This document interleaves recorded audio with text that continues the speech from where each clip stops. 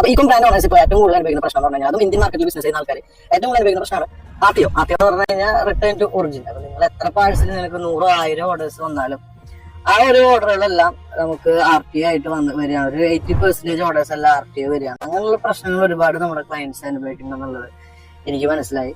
പലരും RTO എല്ലാം manage ചെയ്ത് നല്ല രീതിയിൽ ഓർഡർ കൺഫർമേഷൻ എടുത്തിട്ട് നല്ല രീതിയിൽ ബിസിനസ് ചെയ്യുന്ന ആൾക്കാരെ എനിക്കറിയാം.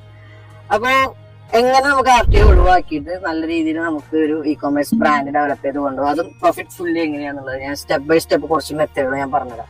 മെത്തേഡ് വന്നിട്ട് നിങ്ങൾക്ക് ഒരുപാട് ഓർഡേഴ്സ് നിങ്ങൾക്ക് വന്നിരിക്കുക.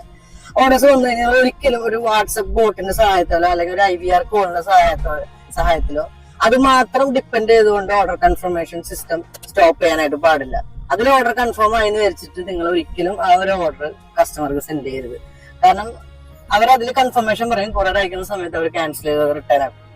അപ്പൊ നിങ്ങൾ എന്ത് ചെയ്യുക, ഡയറക്റ്റ് കോൾ ചെയ്യുക അല്ലെങ്കിൽ ഡയറക്റ്റ് ഒരു വാട്സപ്പിൽ തന്നെ നിങ്ങൾ സംസാരിച്ചുകൊണ്ട് അവരെ ഓർഡർ കൺഫർമേഷൻ നിങ്ങൾ എടുക്കേണ്ടത് വളരെ ഇമ്പോർട്ടന്റ് ആയിട്ടുള്ളൊരു കാര്യമാണ്. രണ്ടാമത്തെ കാര്യം എന്ന് പറഞ്ഞു കഴിഞ്ഞാൽ ഇപ്പൊ നമ്മൾ പാഴ്സൽ അയക്കുന്ന സമയത്ത് നിങ്ങളുടെ സപ്ലയർ കയ്യിൽ നിന്ന് ആ പ്രൊഡക്റ്റിന്റെ പാക്കേജിന്റെ ഫോട്ടോയോ അല്ലെങ്കിൽ നിങ്ങൾ പാക്കേജ് അയക്കുന്ന ഐറ്റത്തിന്റെ ഫോട്ടോ അവർക്ക് അവരുടെ വാട്സപ്പിലേക്ക് അയച്ചു കൊടുക്കുക, അല്ലെങ്കിൽ അവർക്ക് ഡയറക്റ്റ് അവർ കാണാവുന്ന രീതിയിലേക്കുള്ള ഒരു സെറ്റപ്പ് നിങ്ങൾ ചെയ്ത് കൊടുക്കുകയാണെങ്കിൽ കസ്റ്റമേഴ്സിന് കുറച്ചുകൂടി ഒരു റെസ്പോൺസിബിലിറ്റി ഉണ്ടായിരിക്കും. ആ ഐറ്റം പിന്നെ കമ്പനിയിൽ നിന്ന് അവര് റെസ്പോൺസ് ആയിട്ട് നല്ല റെസ്പോൺസിബിലിറ്റിയിൽ അവർ അയച്ചിട്ടുണ്ട്.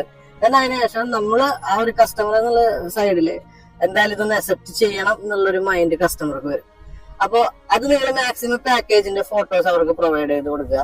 ദെൻ മൂന്നാമത്തെ കാര്യം എന്ന് പറഞ്ഞു കഴിഞ്ഞാൽ ഇപ്പൊ നമ്മുടെ ലോജിസ്റ്റിക്സ് പാനലിൽ ചെയ്യേണ്ട കാര്യമാണ്. അപ്പൊ ലോജിസ്റ്റിക് പാനലിൽ നമ്മൾ നോക്കുമ്പോൾ ഏകദേശം ഒരുപാട് ലോജിസ്റ്റിക് പാനൽ ഡെലിവറി ഉണ്ട്, അതുപോലെ തന്നെ ഷിപ്പ് റോക്കറ്റ് ഉണ്ട്, ഷിപ്പ് യാത്രയുണ്ട്.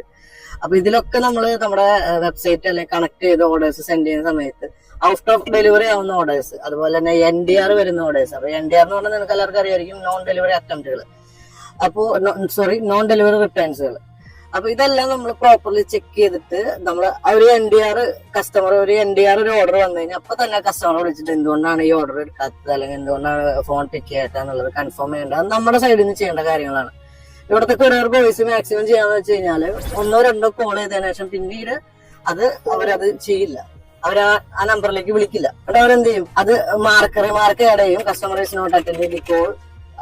എന്നിട്ട് കസ്റ്റമർ പിറ്റേ ദിവസം ആ ഒരു പ്രൊഡക്റ്റ് അല്ലെങ്കിൽ 2-3 വട്ടം ട്രൈ ചെയ്തിട്ട് ആ പ്രൊഡക്റ്റ് RTO ആവും. അപ്പൊ നിങ്ങൾ എന്ത് ചെയ്യണം, ഔട്ട് ഓഫ് ഡെലിവറി ആവുന്ന ഓർഡേഴ്സ് അതിന്റെ ഒപ്പം തന്നെ NDR വരുന്ന ഓർഡേഴ്സ് എല്ലാം പ്രോപ്പർലി ഒരു രാവിലെ ഒരു 10 മണി നേരത്ത് അല്ലെങ്കിൽ 9 മണി നേരത്ത് ചെക്ക് ചെയ്തിട്ട് പ്രോപ്പറായിട്ട് അവരെ ഫോളോ ബാക്ക് ചെയ്യുക, അവരെ വിളിച്ച് പറയാ ഇന്ന് നിങ്ങളുടെ പ്രൊഡക്റ്റ് എത്തും, ഡെലിവറി ബോയ് ഇന്ന് നിങ്ങളെ വിളിക്കും, അപ്പൊ ദയവേത് കൊറിയർ ഒന്ന് അക്സെപ്റ്റ് ചെയ്യാന്ന് പറഞ്ഞ രീതിയിൽ അവരെ വിളിച്ച് നമ്മുടെ സെയിൽസ് ടീം അല്ലെങ്കിൽ നമ്മൾ സ്വന്തമായിട്ട് റൺ ചെയ്യുകയാണെങ്കിൽ സ്വയം തന്നെ വിളിച്ച് അവരെ ഓർഡർ കൺഫേം ചെയ്യുക. കാരണം നമ്മൾ ഇവിടെ നിന്ന് സെൻഡ് ചെയ്യുന്ന ഐറ്റംസ് കസ്റ്റമറുടെ കയ്യിൽ എത്തി അവരുടെ പേയ്മെന്റ് നമ്മുടെ പോക്കറ്റിലേക്ക് വന്നാലാണ് നമുക്ക് ഈ ഒരു ഇതിൽ ലാഭമുള്ളൂ. അല്ലാതെ നമുക്ക് ഇപ്പോൾ ഷോപ്പിഫൈ ഡാഷ്ബോർഡിൽ അല്ലെങ്കിൽ നമ്മുടെ ഡാഷ്ബോർഡിൽ ഒരുപാട് സെയിൽസുകൾ ഇങ്ങനെ കാണിച്ചിട്ട് കൊണ്ട് മാത്രം നമുക്ക് ഒരുപാട് വലിയ ഇ-കൊമേഴ്സ് ബിസിനസ്മാനാന്ന് പറഞ്ഞിട്ട് കാര്യമില്ല.